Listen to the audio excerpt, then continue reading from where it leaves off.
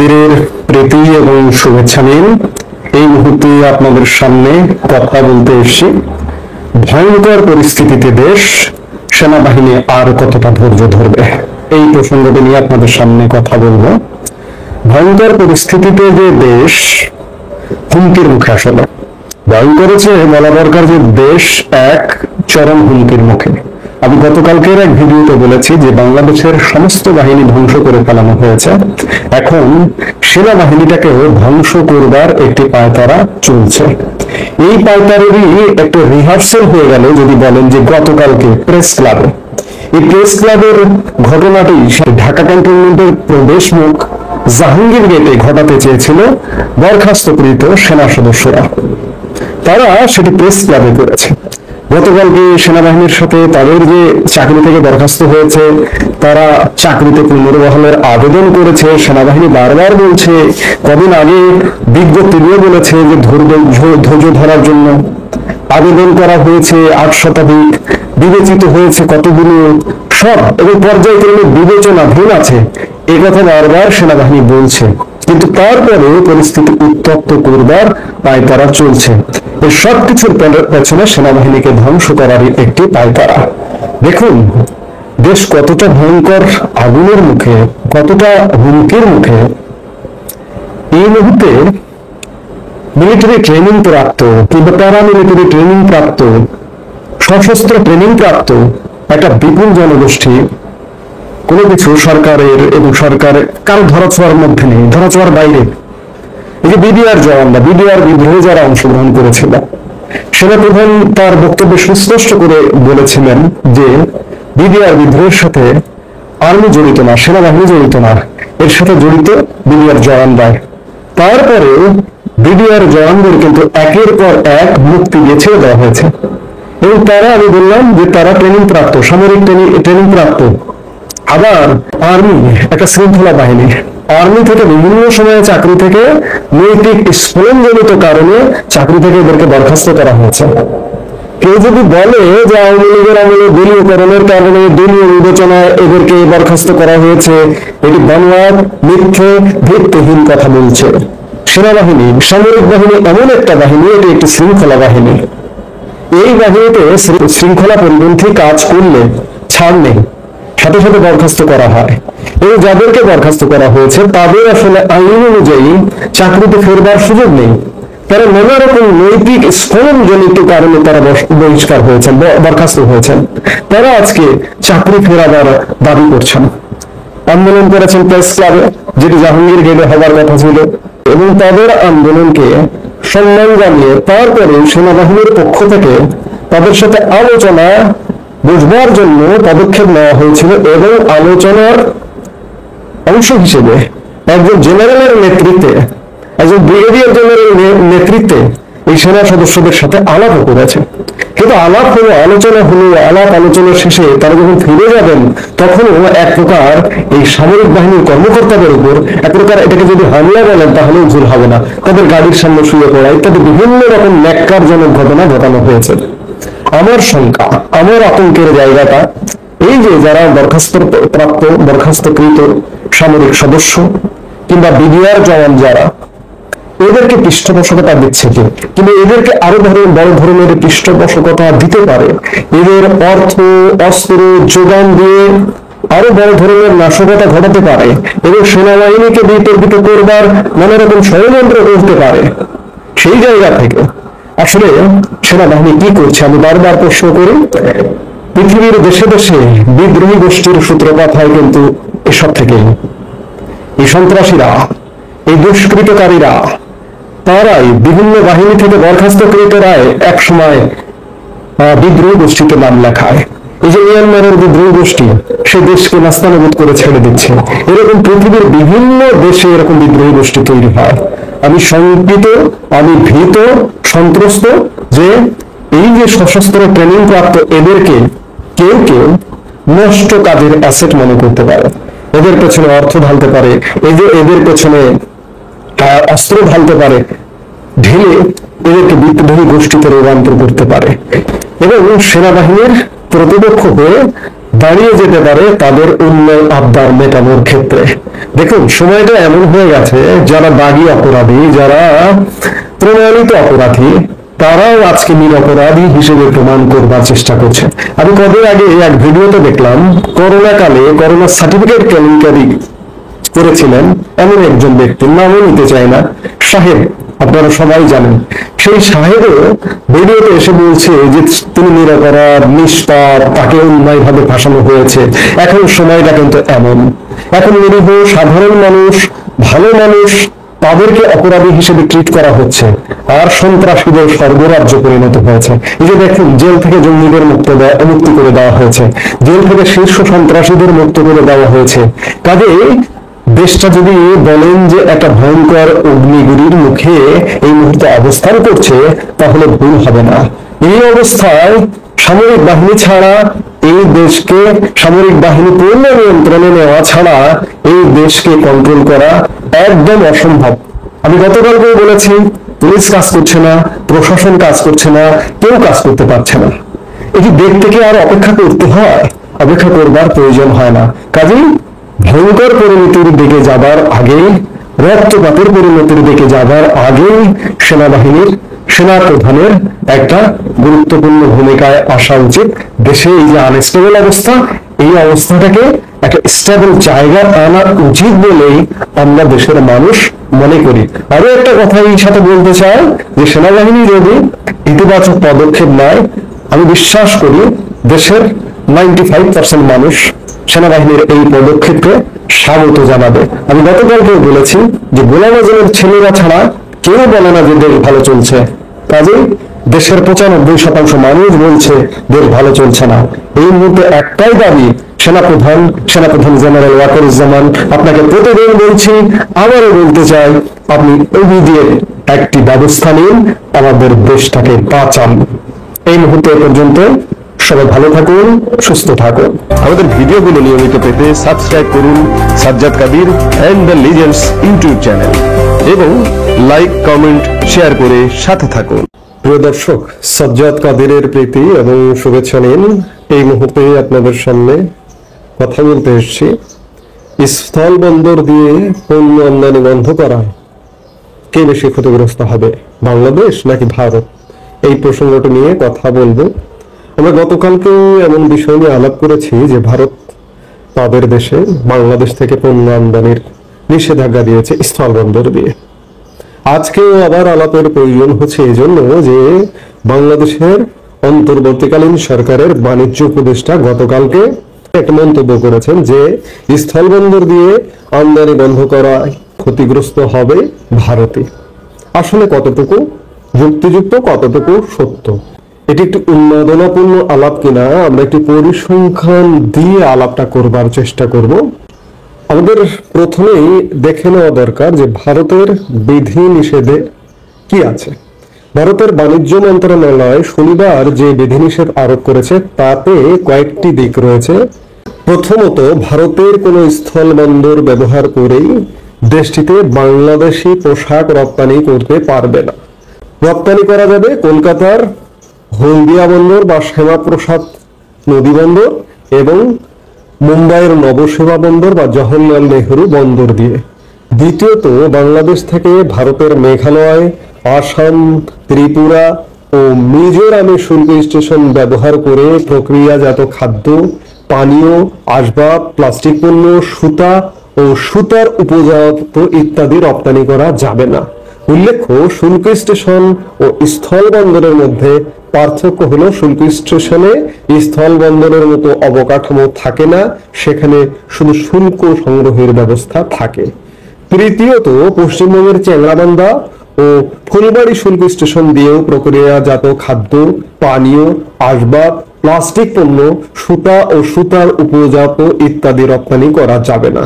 এর মধ্যে বাংলাদেশের লালমনিরহাটের বুড়িমারি ও পঞ্চগড়ের বাংলাবান্ধা দিয়ে সব পণ্য রপ্তানি হবে না।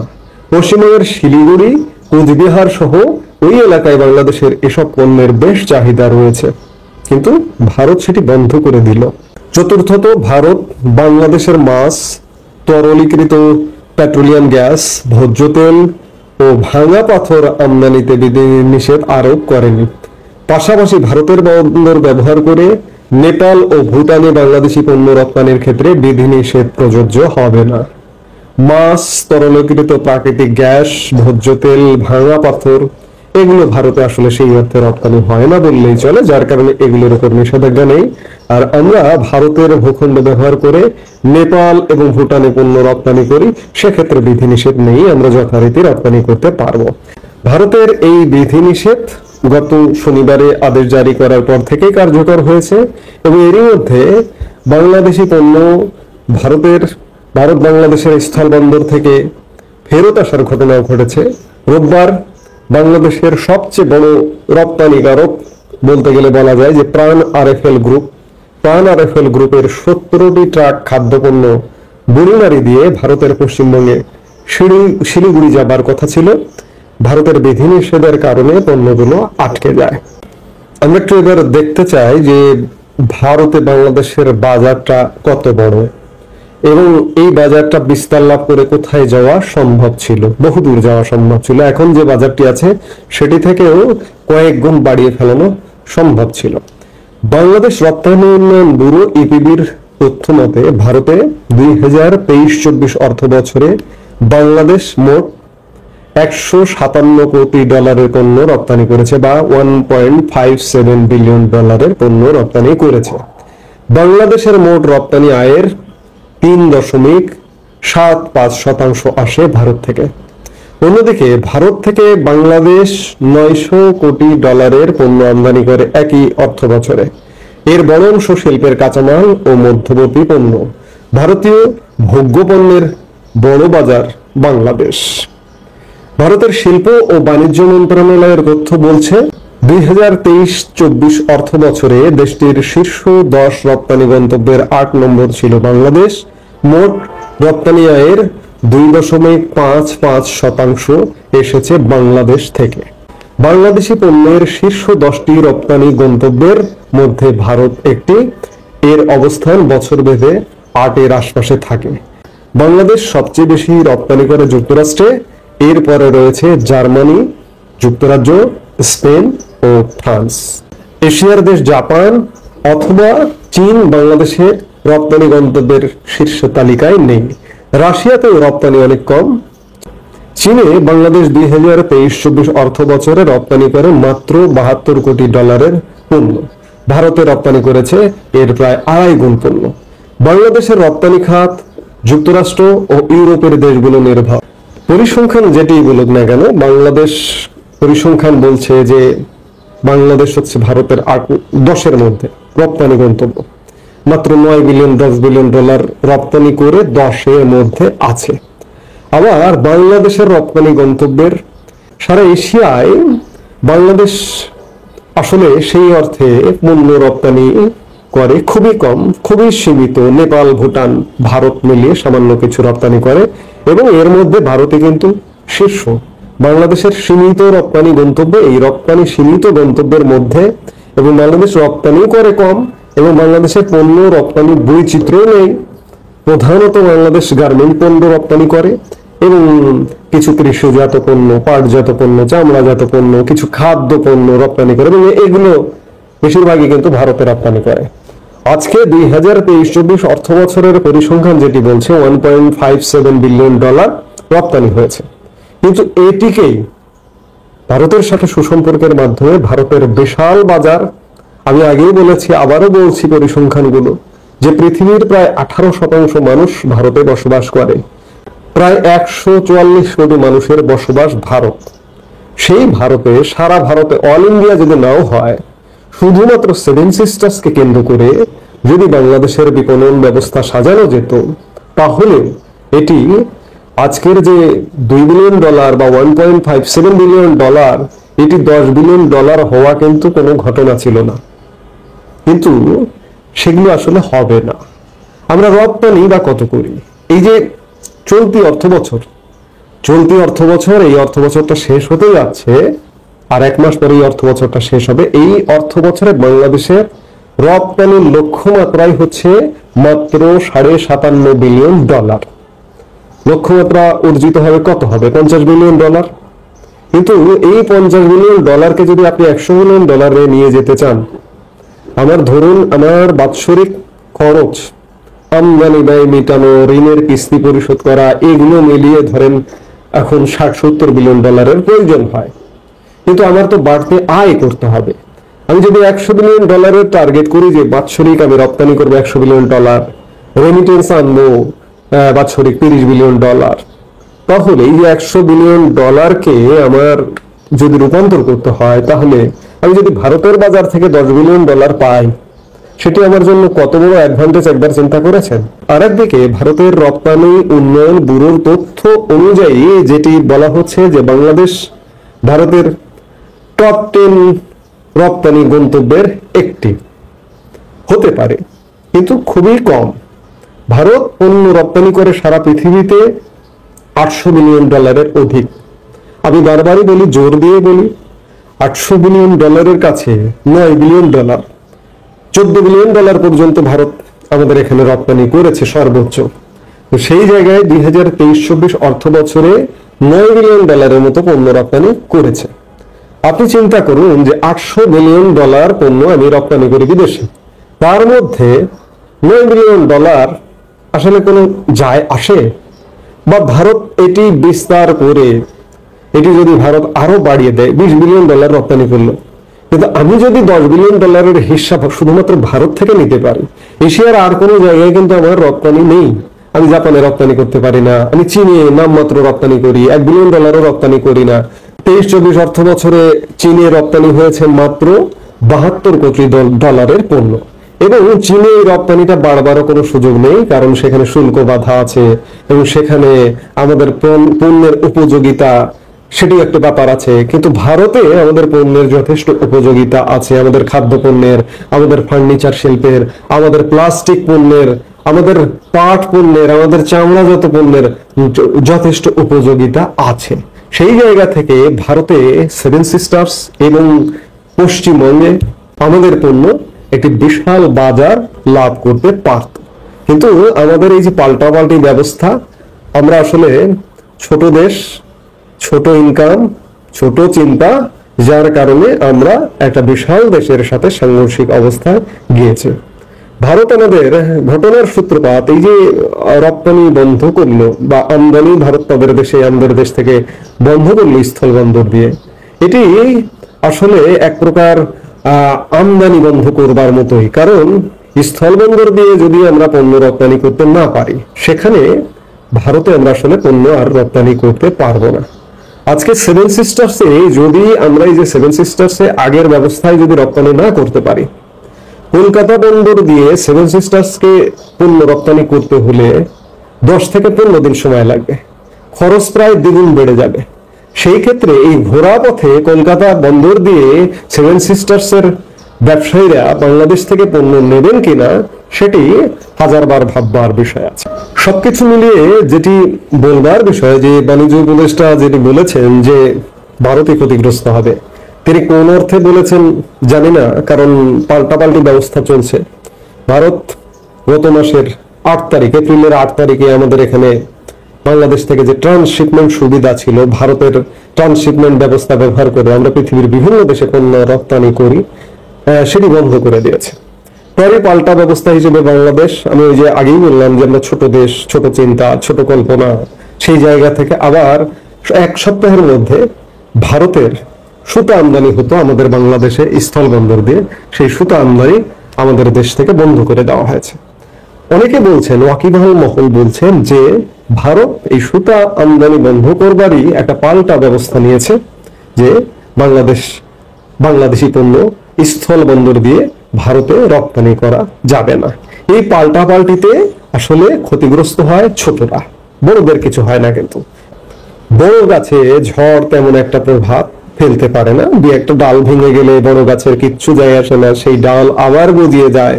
কিন্তু ওই বড় গাছ থেকে যখন ডালটা ভেঙে ছোট গাছের উপর পড়ে যায়, সেই গাছটাই কিন্তু একদম ভেঙে হয়ে যায়।